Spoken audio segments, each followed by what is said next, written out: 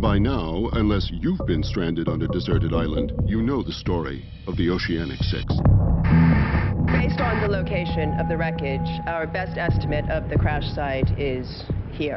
How Kate and Aaron Austin, Saeed Jarrah, Sun Quan, Hugo Reyes, and Jack Shepard miraculously survived the crash of Flight 815 off the coast of Bali.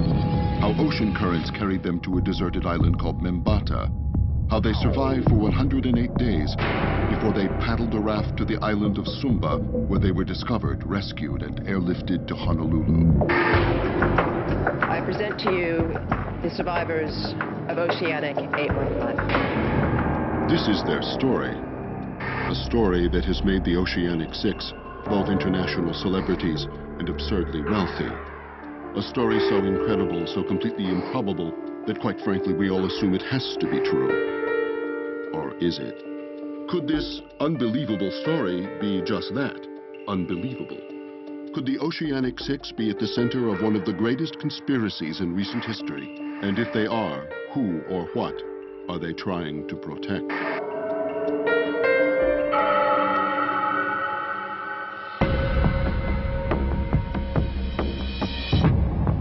Let's start by looking at their official story.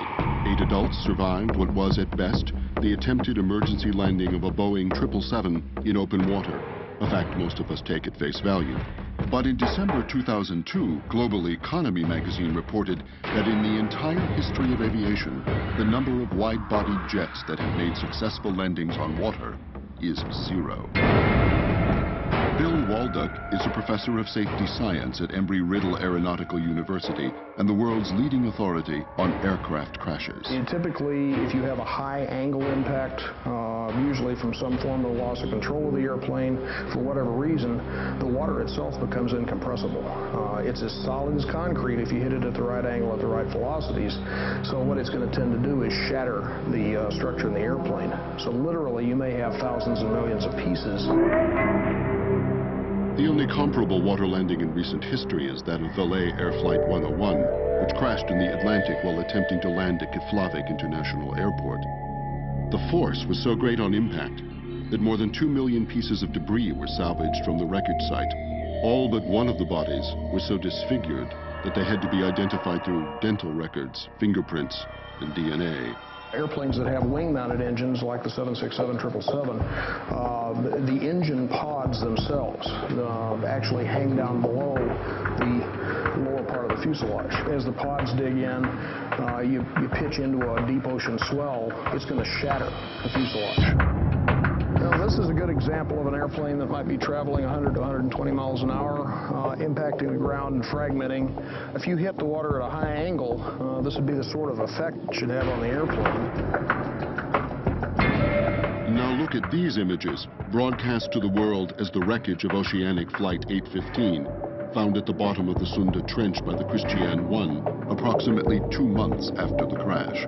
As reported, the wreckage appears to be nearly intact. You've got an intact tail.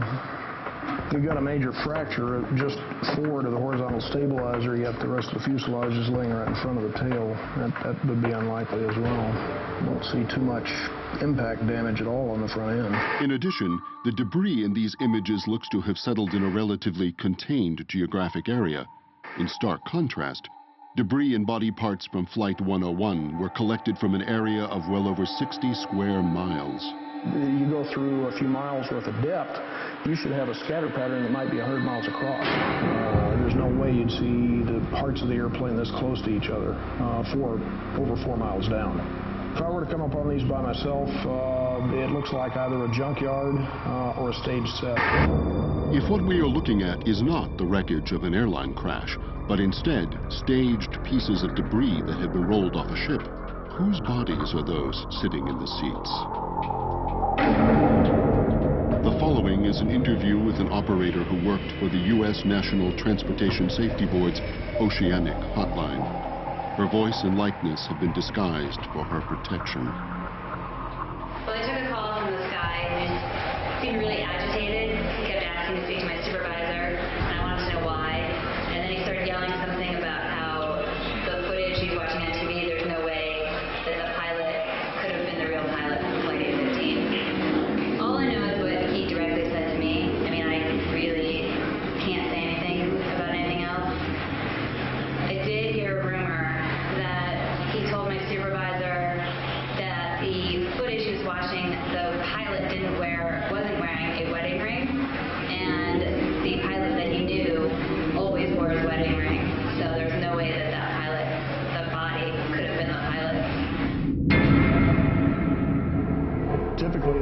the depth, the temperature, it's like being in a refrigerator. It's going to tend to slow the decomposition processes way down.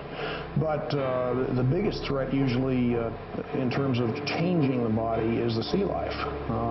It's amazing even at those types of depths how much life there is down there. And those are going to be the ones that are going to begin to change the body, typically from feeding behaviors. It doesn't look typical of a body that would have been sitting at that depth for that period of time. Conveniently, the one piece of debris the Christian 1 was unable to find was the black box, the single piece of evidence that could prove whether or not this is in fact a wreckage of Oceanic Flight 815 is missing. Normally, in most Boeing airplanes, they're located back in the tail of the airplane, just behind the aft pressure bulkhead. Typically, if we can find the tail of the airplane, then the boxes should be still attached to their mounts. It's a relatively easy process, even with an ROV, to go in and open the hatch, the access hatch, and unmount them and bring them back to the surface. But let's assume for a moment that these images were not staged, that this is where Flight 815 crashed. The most obvious question then becomes, why was Flight 815 so off course? How did it end up over 1,000 miles in the opposite direction of its route to Los Angeles? The answer may lie at the bottom of the Sunda Trench. With a maximum depth of 4.8 miles, the Sunda Trench is one of the most inaccessible places on Earth. Far beyond the reach of any salvage attempt, Flight 815 could not have crashed in a worse place for investigators, which, not so coincidentally, makes it the perfect place for it to have crashed if your intent was to conceal the truth. A second possible explanation for the inexplicable location of the wreck relates to the geography of the land above the Sunda Trench. According to a 2002 survey by the National Institute of Aeronautics and Space, Indonesia is comprised of 18,306 islands. The Indonesian government estimates that over 6,000 of these islands are uninhabited, undiscovered, and unnamed. If you were going to have 6 survivors disappear for 108 days, what better place on Earth could you find? A place that makes the verification of the Oceanic 6's whereabouts physically impossible. But let's imagine for a moment that Oceanic 815 did crash in the Indian Ocean as reported here. How did the Oceanic 6 end up here, in this area, northeast of the crash site? According to the official story, they were carried by ocean currents. We have special instruments that are actually current meters, and we also can derive measurements of the surface currents from satellite-based measurements. In that region, I had a set of moorings out in Lombok and Ombai, which are northwest and east of Sumba, and the currents were strongly towards the west during September in 2004. Based on our measurements, it would be impossible to float towards the east during September of 2004. As to the fate of the other 3 initial survivors of the crash, only the Oceanic 6 know the truth. And they are not talking. No attempt has been made to recover their remains. And when thousands of Charlie Pace's fans asked Oceanic Air to help them locate Mimbata to build a memorial, they were met with an official runaround. Why? If the 6 are not flat out lying about the identities of the other 3, then they are at least suppressing information about their fate. Information some speculate might relate to how the 6 stayed in such top physical condition on the island. These photos have been printed and broadcast around the world as the very first images of the Oceanic 6 emerging from the sea. But ask yourself, do these people look like they've been stranded on an island for 108 days, living off coconuts and fish? They would have the fish, which is difficult to catch, and the coconut, which is high in fat. But what they're missing is carbohydrate. And when a person is missing that, they end up burning their own fat stores for energy. And so therefore they lose weight. And once they lose their fat stores and become very lean, then they go into their protein stores, which is their muscle mass, and they begin wasting. And so you would have a great deal of loss. I'd say at least 25% in 3 months' time, which is 108 days, or more. If you compare these images from airport surveillance cameras taken on the day of the crash with these photos taken on the day of the rescue, it appears as if none of them lost significant weight. Which raises the question, did they have another source of food? There's no way to maintain their body weight with just fish and coconuts. They had to have found some other source of food. The human body contains approximately 100,000 calories. And though some are convinced this is the central lie the six are covering, that they consumed the remains of the other three survivors, it does not explain the other significant inconsistencies in these photos. If someone was out on a raft in open ocean without any shelter, they would be extremely sunburned. The skin blisters first, it turns super red, and as it heals, then it starts to peel and it sheets off. The pictures that I saw of them walking out of the ocean did not show skin damage and the effects of the sun. Another obvious physical inconsistency is the three men's hair growth. Now, keep in mind that when someone is starving and they're wasting, hair growth would slow. And they might even suffer hair loss, and maybe have patches of hair missing, but from a beard, that was probably somewhat substantial, big beard. But these guys, they look, like they've had some kind of, ability to shave their skin. It is also evident that Jack Shepherd's hair was cut during the 3 months in question. When you compare these images taken on the day he boarded the airplane with these on the day he was rescued, the length of his hair appears to be unchanged. The last physical inconsistency in these photos, one that simply has no explanation, is how the Oceanic Six were able to change their clothes. All of which raises the question, where could the Oceanic Six have been for 3.5 months where they could eat a high-caloric diet, stay out of the sun, shave, get their hair cut, and get a new set of clothes? Probably the most glaring point of contention in the official story is the birth of Erin Austin on the island. Not because Kate Austin could not have given birth on the island, but because she was never pregnant in the first place. According to the official story, Austin had to have been 6 months pregnant at the time of the crash. The following is a radio interview with Security Officer Shiana Mitchell 2 days after the Oceanic Six press conference. All right, Shiana, you say you met Kate Austin on September 21st, 2004, the night before the crash. Is this correct? Yeah, that's right. She was in the custody of a U.S. Marshal, and he needed some place to hold her for the night, so we just admitted her to the airport jail. Okay, were you in a position to see whether or not she was pregnant? Well, yeah. I mean, I was the one that admitted her, and seeing I was the only female on duty, I gave her the routine exam. And is there any way, shape, or form, in your honest estimation, that she could have been 6 months pregnant at the time? Nah, I mean, I've got 3 kids myself, and I know what happens to the body, and no, this bird was not pregnant at all, no. 1 month later, Mitchell released an official statement to the press, mysteriously recanting her story, claiming she is not a qualified medical person and therefore unable to determine whether or not Kate Austin was 6 months pregnant. A fetus at 6 months is at least a pound and a half, and probably about this large. So a fetus is fully formed at 6 months. It's just waiting to mature for delivery. And a baby this large, with the large amount of amniotic fluid, is going to enlarge the uterus. So a woman who's 6 months pregnant has a significant enlargement of her abdomen. The only time a woman could be pregnant with a baby this large and not be showing is if she were obese. Kate Austin could have been pregnant, but Kate Austin was not 6 months pregnant. These ladies are 6 months pregnant. Their breasts are enlarged. They're preparing for lactation to feed the baby. The uterus is enlarged, which makes a woman look like she's carrying a honeydew melon. This is what a lady looks like when she's 6 months pregnant. So if Kate Austin was not pregnant, where did Erin come from? It's clear he had not yet been born on the day of the crash, and there is no official record of another pregnant woman being on board.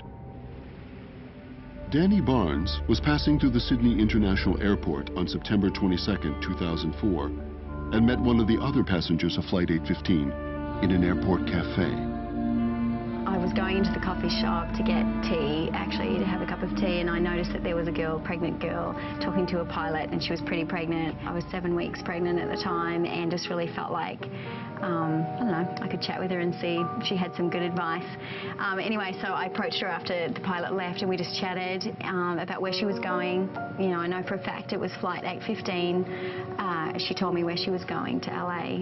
So I just sort of said I'm at the beginning. You know, she gave me all the scoop about, you know, what it's like. And she was a single mum too, and so was I. So we just really, really connected. Her name was Claire. I know for a fact that it was flight 815. She told me that, so. If Claire is Aaron's mother, it would explain why he appears older than was reported at the Oceanic News Conference. That baby is a lot larger and more developed than a 5-week baby. That baby looks like it's at least 2 months because of the size, the motor development, the alertness. That baby was not a 5-week baby. But if Claire is actually Aaron's mother, when and where did she give birth to him? And more importantly, where is she now? If Kate Austin is not Aaron's mother, if the Oceanic 6 were not stranded on a deserted island for 108 days, if they did not float on ocean currents to an island east of the crash site, if the wreckage on the bottom of the Sunda Trench is not an airline crash, and the bodies are not the crew and passengers of Flight 815, then what happened to Oceanic Airlines Flight 815 and the other passengers and crew?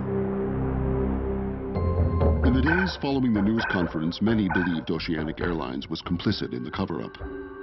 The following interview is with a high-ranking employee of Oceanic Airlines who agreed to speak unofficially and only on condition of anonymity. Well, I would say that that's an absolute joke. I mean, what would we gain from bribing the Oceanic 6? It's all negative publicity. There's no such thing as a good crash in the airline business. And for anybody to suggest that we staged this is out of their mind. They're not in touch with reality. That's not how the business works. To piece together a clearer picture of who is behind the Oceanic 6's cover-up, we must reconstruct events based on the evidence we now have. Here are the facts. On September 22, 2004, Oceanic Flight 815 left from Sydney, Australia, headed for Los Angeles, California. Approximately 6 hours into the flight, Flight 815 encountered radio problems, and all contact with the plane was lost. At some point during the next few hours, 5 confirmed passengers and possibly a 6th who was pregnant with Aaron Austin got off the plane. Seeing as the plane did not crash into the Indian Ocean as reported, it had to have been diverted to a secret location where it landed and the passengers were removed. The fate of the aircraft and the remaining passengers is still unknown. For 108 days, the Oceanic 6 had access to shelter, unlimited food, personal grooming supplies, and a change of clothes. Aaron Austin was born during this time. Over 2 months after the crash, the staged wreckage of Flight 815 was discovered by the Christian 1. In January 2005, the Oceanic 6 paddled ashore on Sumba Island, where they were rescued. Whoever is behind this colossal hoax had to have had unimaginable financial backing and the cooperation of the highest levels of power. A level of power that could only point to the United States federal government, the United Nations, or an unknown organization with unparalleled international reach. The connection between the Oceanic 6 and whoever is behind the lie remains unclear. Why was the existence of survivors added to the fabricated story in the first place? Why were these 6 chosen? Is one or all of them linked to whoever is behind the hoax? Initially, it seemed their participation in the cover-up was being paid for by enormous undisclosed settlements. Kate Austin also received a notoriously light sentence for murder and armed robbery. Sun Quan became a controlling partner in her father's company, Pac Heavy Industries, which has been linked to organized crime for years. But in the years since the press conference, the Oceanic 6 had been surrounded by nothing but tragedy and erratic behavior. Saeed Jarrah's wife, Nadia, was killed in October of 2005. Hugo Reyes was readmitted to the Santa Rosa Mental Health Institute after a high-speed chase with the LAPD. and Jack Shepard's life has been plagued by drug and alcohol abuse and increasing isolation, threatening to end his career as a renowned spinal surgeon. What used to seem apparent, that money and privilege were buying their silence, now seems like something much different. The Oceanic Six now seem to be motivated by something much deeper. Fear. But fear of what? Or whom?